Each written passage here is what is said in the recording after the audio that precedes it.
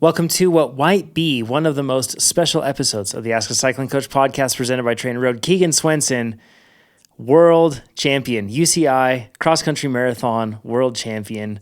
It's been your goal since you were a little kiddo, man, like going to your first, When was your first world championships? It was actually in 2011 in Champeray, which is only a couple valleys away from where this one was. Man, we're going to analyze your file today, and we're going to go through everything so that we can actually see what it takes to win a world championship. This is going to be a pretty crazy power file that you're going to look at right here.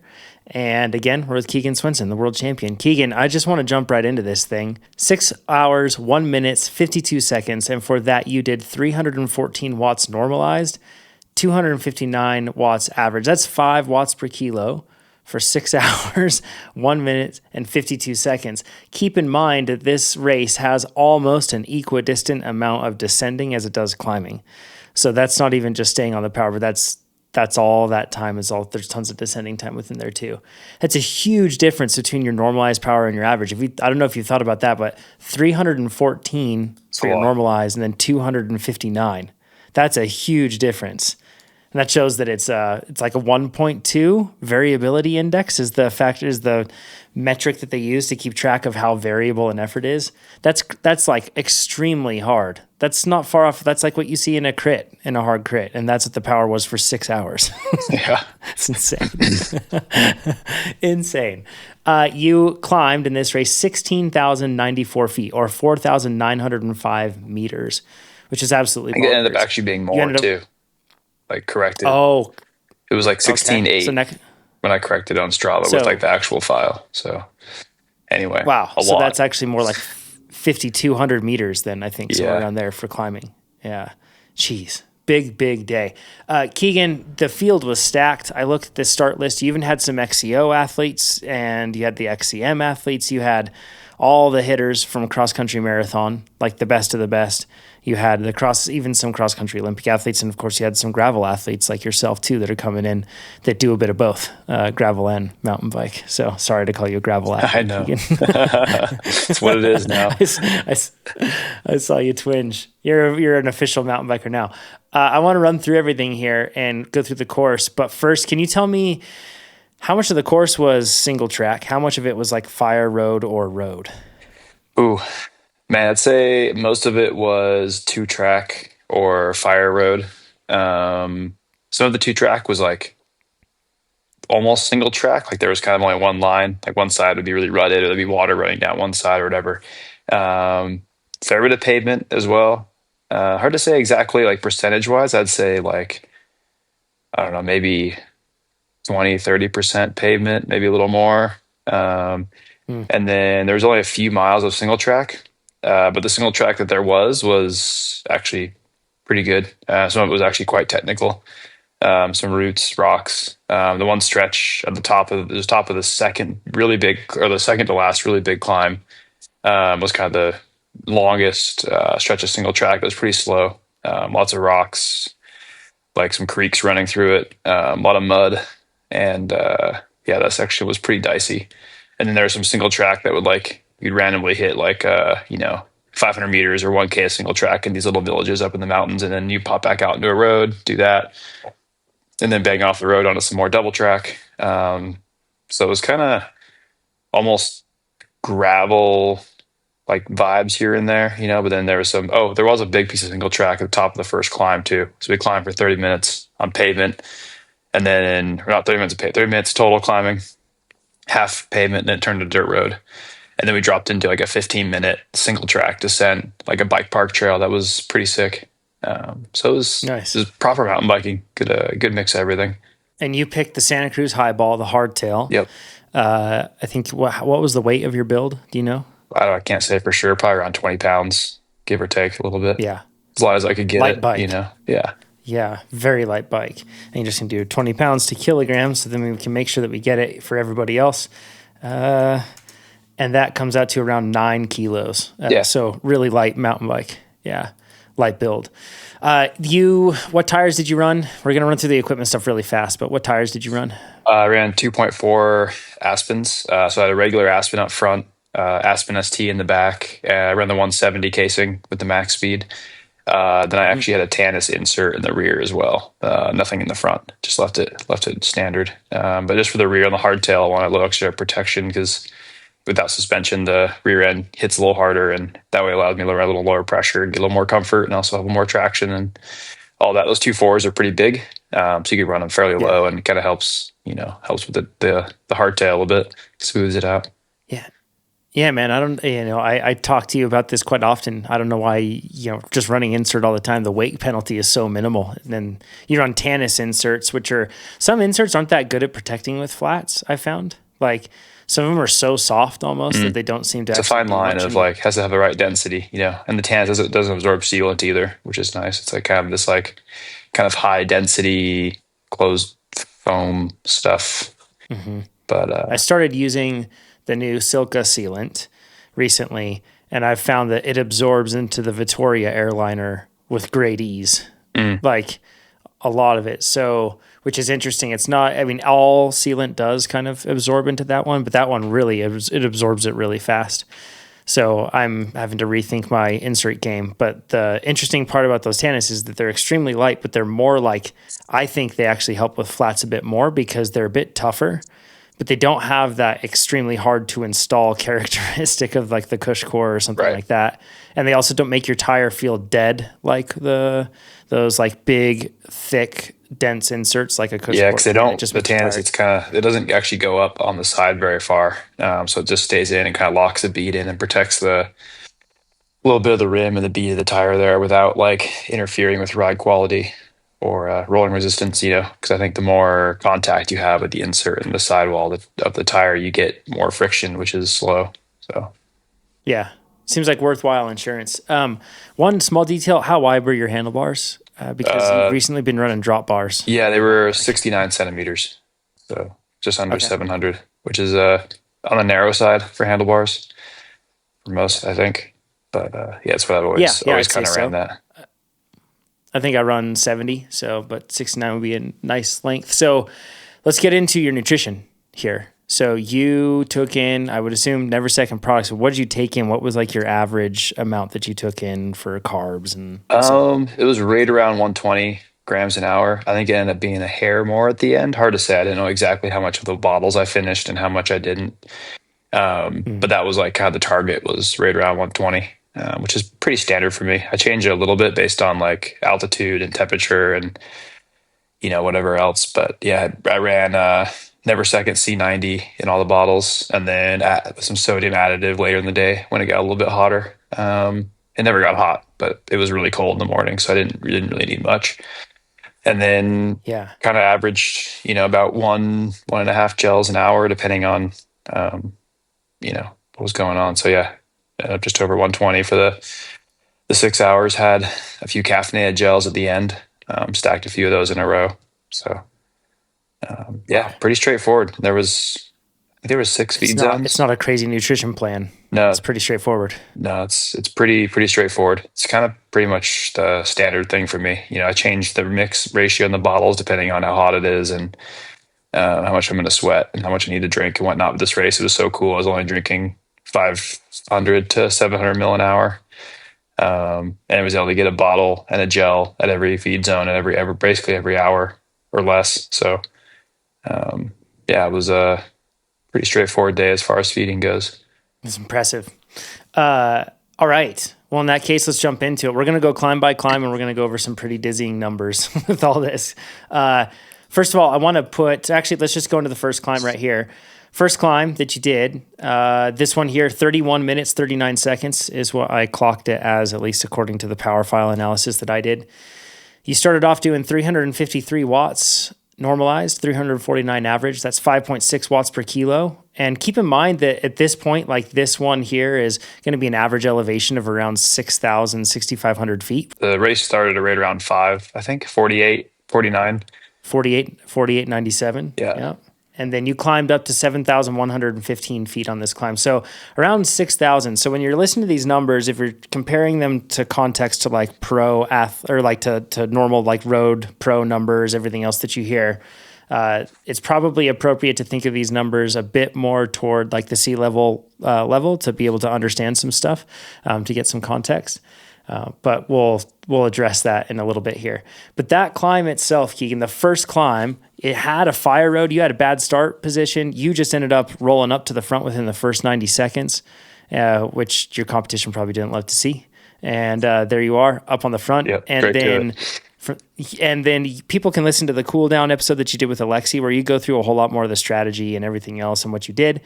But your goal was to like be a shark at the front, right? And like at times be able to push it, and then at times sit back and not take any wind. Was that the strategy? Yeah. I'd say that pretty much nailed it. Depending on the grade and how much draft there was, I was kind of willing to start pushing pretty early, because for me, I want to make the race as hard as possible all day long. Because that's kind of the best case scenario for me, is to just get as much fatigue in everyone's legs as I can. So whenever the grade was steeper, or it was a tailwind or whatever, I would just start riding and push a bit more. And then, try and obviously you can't do that all day long. There's like time and place. You have to pick the right spots to do that. But that was kind of the strategy going into it. Yeah. This climb here, that was 5 miles long. And then you went into that descent that you talked about. And then on the second climb, which this one was significantly shorter. By this time, you had ridden at 315 normalized for 57 minutes. So you're still at 5 watts per kilo there for your average watt per kilo coming into this. And it was a 13-minute climb. You did 350 normalized, so very close again, and 335 average. So a bit more volatile, but really not much. 5.6 watts per kilogram again. And that's kind of the magic number. You just were climbing at like 5 watts per kilo in a lot of these cases, but you spiked way above it all throughout the day. Kind of an interesting point to cover here when we look at your power, time, and zone. So again, this is a 6 hour, 1 minute, 52 or 44 second ride, according to the chip time. You had an hour and 4 minutes of coasting. That was 17% of your time. And you had 41 minutes or 11% of your time in active recovery. But everything above that now. So you had 12% of your time in zone 2, which was 42 minutes. Not very 19% of your time. No, not very much at all, especially for you. You like that zone. So, yeah. In tempo, you had 19% of your time, or an hour and 8 minutes. In sweet spot, you had 15% of your time, which was 52 minutes and 23 seconds. And in threshold, you had 54 minutes, which was 15% of your time. But here's where it gets crazy. You had 23 minutes in your VO2 max zone, 6.4%. And then your anaerobic zone, 15 minutes, 38 seconds, so 4.3%. When we look at the time that you spent at like sweet spot and above, we get all the way up to like you spent half of your race above that. When we just look at threshold and above, you still spent 25% of your race at threshold or above. And this is up at elevation once again. So it's key for people to learn this. If we actually had power data on you running up the climb, the final climb, because you had to do that at the end, it'd be anaerobic, I think. I was anaerobic the whole way up. Yeah, which is pretty crazy. Okay, after that, you do this second climb, and then you go into the third climb. That third climb that you did, this one, you had been riding for an hour and a half, and your power had gone up. You were at 317 normalized, so still at 5 watts per kilo. But on this third climb, it was a 16-minute climb. You rode at 333, so this is the most mellow one, and 327 average. So that's a 5.3 watt per kilogram effort that you held up there for 2.5 miles or 4 kilometers on that climb. A little recovery and climb. Then, yeah, sure. Recovery. Yeah. Yeah. The interesting one is the fourth climb to me. So by that time, you had been riding for nearly 2 hours, and your power had gone up to 5.1 watts per kilo at that point. You had 319 normalized. And if we look at this climb took 25 minutes, and this is the highest power yet. You did 361 watts, or normalized 349 watts average. So that's 5.7 watts per kilo. And if we look at this, that's an 11.3 mile climb, or 18.1 kilometers. You climbed 3,400 feet, or 1,048 feet. It only averaged 5%, but that's because there's a flat section in there. When you take the flat section out, it gets closer to averaging 7 to 8-ish%. Even a little descent on that one too. Really? Yeah. Yeah, like a tiny little guy tucked in there. Yeah. So with all that in mind, Keegan, that's 5.2 watts per kilo that you're holding on that, or 5.1 watts per kilo that you're holding at 319. And then is that where the race started to split apart? Because after that, you got into the single track that you said was muddy, slick, rocky, and everything else that you had. What was the race, a big group still, or by that time had it whittled down already? Yeah, so I think, man, going into that that's like the second to last, like the second to last kind of That's main right. climb. Yeah, so that one, That's right. man, I want to say there might have been about a dozen of us or so going into the bottom of it. And the bottom, there's kind of a steep bottom bit, and I rode there for a while. Maybe sat in the front for like, I don't know, 5-10 minutes. Kind of rode a nice, steady, like low threshold pace. Once again, just to keep the race hard. And then, there's a little descent, quick, maybe 100 feet down or whatever. Then you kind of get into the long climb, which was a switchbacky pavement climb. That one was pretty much entirely pavement until you get to the top, and it kind of plateaued, and there was a little bit of really bumpy 2-track climbing there. On that one, there was a few attacks. The Colombian attacked a couple times. I think Sink maybe attacked once. It's Andre Sink, the World Cup winner from earlier this year. Mm-hmm. Yeah, he was definitely one of the favorites going into this race. I knew he would be quite good. Some attacks there, and I just tried to cover the attacks, but not initially. Like I kind of was bringing them back at my own pace, a little bit slower. Because I know for me, like I didn't want to close them at the same pace. It's like I'd rather just like draw. I knew the climb was long enough, and I was confident that if I just like rode, I would accelerate up, like 400 watts instead of like their attack at 450, 500, whatever. I just would kind of slowly bring it back, a little gentler on the throttle there. And then near the top of that climb, I was able to, went back to the front and made the pace hard again to go into the single track. Cause I really wanted to get into that section. Ideally, top 3 was kind of the goal. Cause I was, confident. I think the reason that, sorry, go on. Sorry. Do you think the reason that you were able to move to the front there going into that single track was because had you responded with snap hard power and just locked onto everybody's wheel perfectly, do you think it would have been harder for you to move to the front at the top of the climb? I think so. Yeah. I mean, I think you can only do that so many times. I think, especially in a race like this, you really have to be smart with your efforts when you're at altitude as well, and make sure you don't go too deep. That said, like you do also have to respond to the attack. So it's kind of this fine line of kind of responding, but not going too deep and not, spending too much energy all at once. So yeah, it's like in a climb that long and with how much racing is left, it's, gotta kind of be smart about it. And, I knew that single track was coming too. So it's also, you don't want to be like, fully on the limit going into the trail and then not be able to ride smooth. Cause it was really technical. And like, I was confident in my ability to get through it at a reasonable pace, but I also, I was on a hardtail at the high post and there was a lot of guys with full suspensions, and like, I also hadn't been riding my mountain bike a ton, so I wasn't quite sure how the skills were going to be. I didn't want to be scrambling back there in the back and let like gaps open up or whatever else. So I ended up second wheel into the single track behind Valero, he was on the podium at XCO, the Olympics and the XCO, I think in Rio, in France, maybe. I think it was not in France. It was Tokyo or something like it was. It was recent. I don't think it was. Yeah, he's been on a bunch of World Cup podiums. Anyway, the guy can ride. So he was a good wheel to follow. Big guy, and he was on a hardtail as well. So it was helpful to be able to follow him through there, and he made it fast, but it was still relatively smooth and wasn't like insanely fast pace. So got through there safe. Had to get off and run through a couple short sections, and it was like super rocky and muddy, and he had messed up whatever else. So but yeah, kept it relatively smooth. And then that descent was pretty dicey because the single track is just a traverse, and then you came out onto like it was a mix of like small gravel road and pavement. It was a huge descent. I had descended for nearly 10 minutes, maybe more, it seemed like. Yeah. When I zoom in on it and I look at it, it was 12 minutes of descending. Yeah, pretty much flat out too. At one point, I think that this is where, you were over 40 miles an hour for like not insignificant portions of this descent too, like, which is fast on a mountain bike on this sort of terrain that's far from perfect. Yeah, it was a bit. It was we were pushing. It's kind of funny. You'd think that it would be like super chill if it's not like on a trail, but trails kind of have like built-in speed limits many times, Right.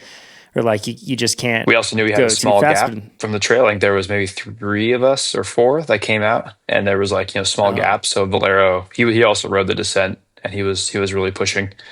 And I could also notice too, like him being a heavier rider, he was like just rolling out of the turns, and I had to kind of get on the gas a few times to make sure I got the wheel and didn't wasn't going to miss the slip in a few areas, because I only had a wheel. I think most of us only had. I ran a 36 tooth chainring. I think he probably had a 36 as well. So it's like you can't. It's hard to at a certain point you're out of gears, on these descents. So you just kind of have to tuck and try and roll on the wheel. At the same time, you're still also trying to recover and you're trying to grab a sip of water or a drink or whatever. So you guys probably cooked your brakes on that descent. yeah, the brakes were cooked. Burn the rotors a little bit. Set of brake pads in just one race, all the way gone. So that did lead to the final climb, but that final climb had like a break portion where it had a descent in it. So I'm going to kind of split up those two there. And on this one, Keegan, you decided that, so you go over this one. I don't know what that short descent is like, but then after that, it's the final climb. Mm-hmm. And then after the final climb, you descend to the finish. So, there's three reasons that a cyclist will place an attack when they're in a race. Number one, it's because them relative to the field, there's a great opportunity. Either your competition is relatively weak or vulnerable in the moment. Number two, the course provides an opportunity for you to get a gap on the group, right? Or number three, because it fits your strengths and like your physiology really well. What were you thinking of in terms of your spot to place an attack? Because at this point, I don't know if you guys were still a small group or if people had recollected and come back on, but what's your strategy going into this final climb?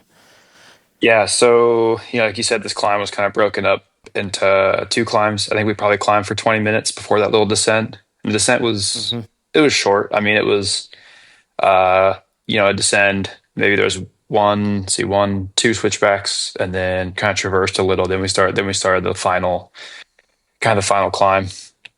And after the descent, there was a couple hard hairpin turns, and there were some really steep ramps on just some mowed grass. That was like, it was like 400 plus watts in the 3652 to make it up some of these pitches.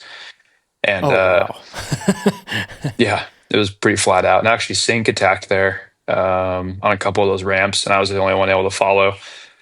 And it was kind of like, well, he's going, so might as well push and see if this will stick. Then it's less guys to deal with later. So he had a couple efforts through there, and I immediately just jumped. I was immediately on his wheel and followed. And then it seemed like every time there was less guys that would come back, because at the bottom of the climb, like I mentioned, there was probably still eight of us or so. And then there was like six, and then I think it was down to like four maybe. Because the Colombian had also attacked a couple times after the Colombian and Camber, who was quite in the group at that point still, but they had brought back Sink and I. And then there was a couple attacks from the Colombian, and then I just kind of rode him back the same way I had on the previous climbs with Sink there as well. And then, yes, going into this is kind of near the end of the last climb, it kind of ramped a little bit. And I, felt like it was a good place for me to attack, but I didn't, full on. It wasn't like a full on like launch from the back. I just was out the front and just slowly kind of rode. I went, I don't know, probably rode up to, I don't know, a bit over 400 or whatever it was at the time. And I just kind of just squeezed until there was no one left behind me. And then I saw a small gap start to open and squeeze a little bit more to, snap the elastic. And then once the gap was created, I was able to, drop the pace down a little bit to something I thought was a little more sustainable, because I figured there was maybe probably 10 to 15 minutes of like climbing left on the bike. Mm-hmm. And then I knew there was then there's some bumpy grass traverse stuff that was like, there's kind of like one speed through, and then you hit the hike a bike, which I knew was going to be another about 15 minutes of full gas effort. So I was kind of planning on a 30 plus minute effort. So, when I attacked, I didn't want to go like fully into the red. I went, deep, but to a pace that I knew I wouldn't completely come apart at Mm. within 15 minutes, because I knew I didn't have to get off my bike and try and get up this hill, up this mountain, over this pass on foot. So it was almost became like I was looking at power, and then I was like, okay, now I got to kind of go off like RPE, which I knew if I rode threshold plus or minus that they likely wouldn't bring me back because they were gonna have to ride more than that. And then on the feet, like when you're on the bike, hoofing it up this 15-minute hike a bike, there's kind of only there's two speeds. You're either going fast or you're going slow. You can't really you can't really run, but you can do a fast paced walk, hike, and maybe trot a little bit when it flattens out to like 20% instead of being like 40%, and you can kind of pick the pace up a little bit. Yeah, average is 30%. Average Yeah. is 30%. And I think Which it was is like nearly just 900 feet nuts. of gain, I think. Yeah, it was. Yeah. So I It lapped it. was See. 800 and I think it was 800 feet roughly on the gain, Uh-huh. 30% average gradient, and it took you 14 minutes. So, Went 2 minutes faster than in my training. That's good. so 14 minutes of after, and keep in mind, let's think about like everything prior to this.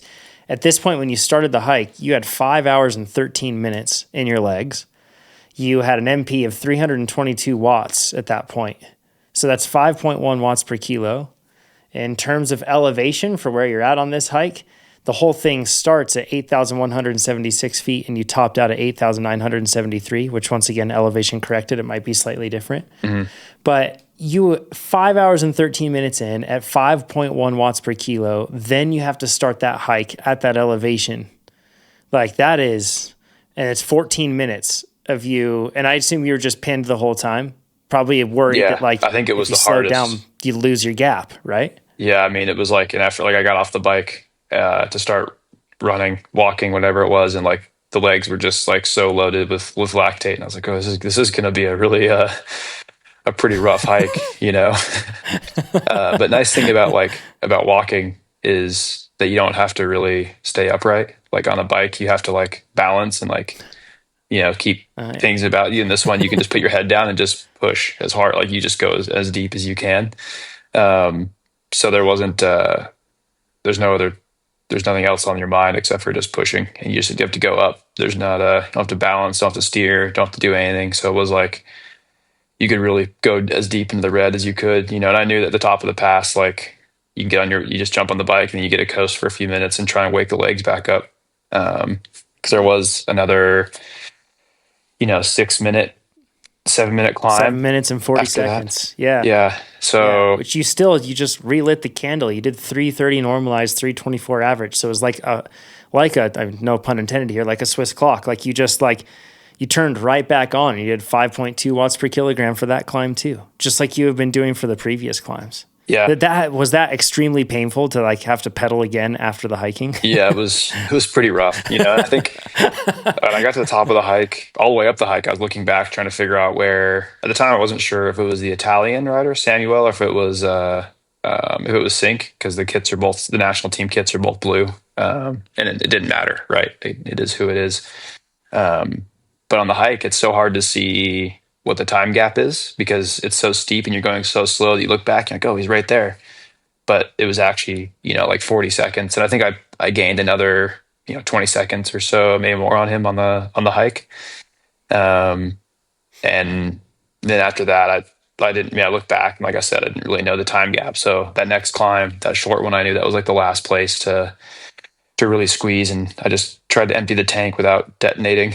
Because then it's all downhill to the finish, and I wanted to at least I was like, if I can get a minute of change going into this descent, then I'll feel pretty comfortable about, being able to get this done. Because it's not over until it's over in a mountain bike race like this. Like it's still a lot of descending and all it takes is a crash or a flat and it's all over. So I was trying to descend relatively quick, but still be safe. And then at one point, from the top of the descent, there was a e-bike with a camera following, and eventually I was able to get a time split from him, and he told me about a minute with only a few K left, so I was able to back it off and roll in the last bit pretty safe, because that last descent is actually pretty technical. It starts off and it's all fire road and 2-track, but it's slippery and sketchy and kind of fast. And then you get in, you actually descend single track the last maybe, I don't know, 4K to the finish. It's trail, and it's pretty technical trail. It was probably actually one of the harder sections on course that I actually didn't ride in pre-ride because it was wet and I was shivering and cold, and I just got off and walked down this one switchback. So I was like, I'm not risking this today. I just wasn't feeling it. Then the race, it wasn't nearly as bad as I thought it was. So I just, mobbed on down it as it was. Man. But 22-minute descent too. Yeah, that's a long descent. 22 minutes is a long chunk of descending. It's a long descent. The body was pretty cooked after that hike. It was just hanging on. I can imagine. Was your back like thrashed, or like, what gives out when you do that sort of a hike? Man, the back was really suffering in the hike. It was starting to like lock up, and you can't really, because as you saw like videos of me, I was just bent over pushing the bike. And in training, I did the hike, and I did it at a pretty good pace to kind of see how long it would take and to see what the sensations were like and see what the best way to carry the bike was. I tried putting it on my back, and I tried a few different things, and in the end, I felt like the most efficient way for me was just to push it. And that was another reason I ran the hardtail, is it's light, and I wanted the lightest bike possible to carry up that climb, because I was quite worried about it. I knew the race had been decided there in the past, because this race it's quite a kind of famous, European marathon race that they've done for a long time. And I've seen the race be decided over that pass before. I know Seawald had won it that way a few times. So I was like, I want to have, every advantage I can going into this, because it's definitely not my strong suit. But that said, I knew that like the climb being this late in the race and at that altitude, I knew there wasn't going to be any running. I just had to like do a fast walk, which I knew I could handle that and go pretty quick at that time in the race. So I wasn't super worried, but I did want a gap going into it. I didn't want to have to be like racing someone neck and neck up it. Yeah, new peak VO2 record for sure. For Keegan, I'm sure it would have been right? peak VO2 numbers for sure. Yeah, like Nordic skier sort of level stuff. So I do want to talk a little bit about what it feels like to win the national or the world championship, but I do want to talk about your PRs really quick, or I shouldn't say PRs, but just like your power curve for the ride. 20-minute power, your max is 368 watts.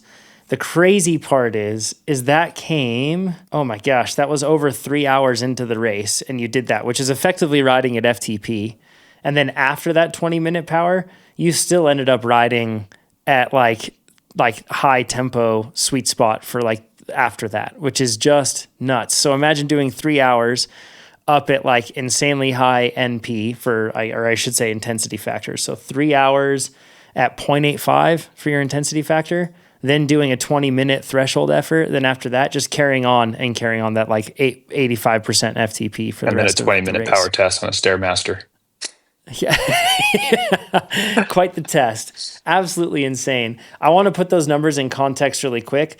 That's effectively like, if you're to look at it in terms of sea level, that's like 6.3 watts per kilo for that 20-minute effort in the middle of this race, or I shouldn't say in the middle, deep into the race that you were able to do. And you still did the Stairmaster effort, which is just nuts. So that's elevation adjusted watts per kilo. We know that you're extremely good at elevation. We know this course definitely suited you, but at the same time, with that sort of field being so stacked and the course being so complex, we didn't know that it was possible. Are you able to even put into words what it feels like to win a world championship? Working on it.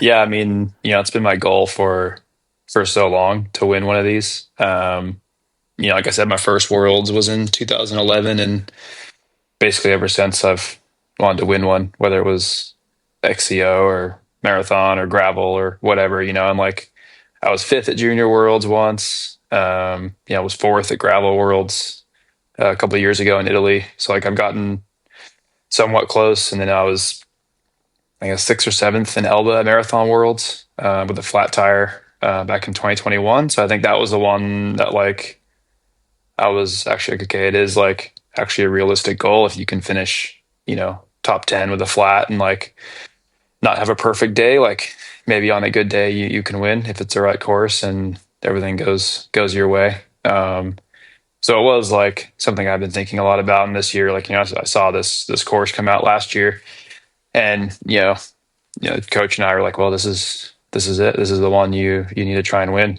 So, cause it's so only so often you get a course that like suits you this well and you really need to take full advantage of it. So it was, yeah, it's been the goal for the last year ever since we saw it and kind of made plans to do it. So, and it does feels quite good. I've had like a bunch of mixed results and mixed, sensations on the mountain bike, especially racing in Europe, like highs and lows. And, there was like some times where I like doubted if it could be done or if I could, race in Europe or whatever else. So, to be able to put it all together and make it happen feels pretty special. So. Yeah. Like you said, I can't imagine all the different thoughts and stuff that you have to put out of your mind and had to stay focused on just building toward this one. I know how much you sacrificed for it recently. It's probably well over 100 billion pedal strokes. I did like some rough math, and I was thinking about all the pedal strokes that have added up to that point, to get there. It's pretty crazy when you think about it. And I'm sure somebody from the outside in might look at this and just be like, and see the achievement and everything else. Man, the below that water, that's the tip of the iceberg, but below that water is a huge amount of work that you've put in to get here. So it's amazing. And I feel like now you're where you belong instead of it being like a pinnacle. Now it's like, all right, now there's like a plateau and you can pick up from here. It's like catching the breath and you can go from here. Sky's the limit. Right. Got gravel world championships that you could win. And as long as it's not a road race with occasionally rough dirt, or occasionally rough road, like they have them in Europe right now. You have gravel world championships. You have tons of opportunities. It's going to be exciting. So, Keegan, incredible job. Everybody listening to this and that listens to this podcast, many of you have listened for many years, and you've been listening since Keegan was on this podcast, maybe back in like 2015, I think might have been the first time that you were on, probably somewhere around long there. Time. Been at least 10 years. It's like 10 years, man. And if you're listening to this and you've been following Keegan's journey since then, jump into the comments, express your gratitude and congratulations for the man. Well done, Keegan. Super impressive. Again, recapping in terms of the power that you did, 6 hours at 5 watts per kilo, which is just crazy. Up at elevation, high elevation, tipping out around 9,000 feet. World-class numbers, world-class day, and a world-class champ. Congratulations, man. Thank you.